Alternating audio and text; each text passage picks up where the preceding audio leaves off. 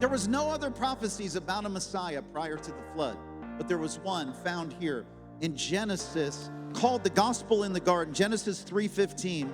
And here, God speaks to the serpent after the fall of man.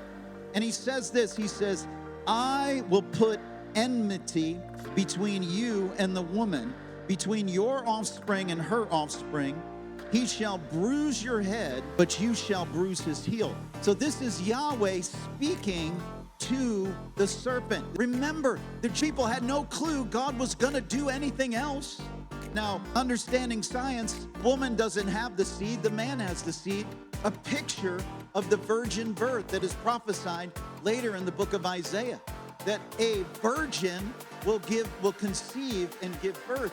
Here we have it alluded to within the first 3 chapters of Genesis. There will be a crucifixion of her seed. Now, it doesn't say in this prophecy that there will be a group of people that will rise up and conquer Satan. It refers to just one seed. The serpent will strike his heel. He will wound his heel. What happened at the crucifixion, Jesus was wounded for our transgressions. It tripped him up. His heel was wounded.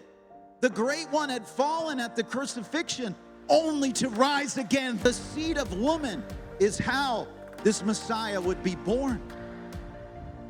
The serpent would first wound his heel, but finally, but you will crush his head. That's what the Messiah will do, is come and crush the head of the serpent, crush the ways of the devil, crush them. Now, how many have watched a movie before, and as you're watching a movie, they introduce a character, and this character is very interesting. This character, they make note of it, they talk to him, and then that character disappears.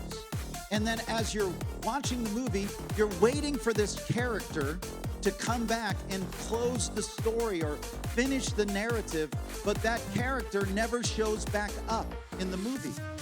What does that tell you about this movie? There will be a sequel. A sequel is coming, and that person will be reintroduced.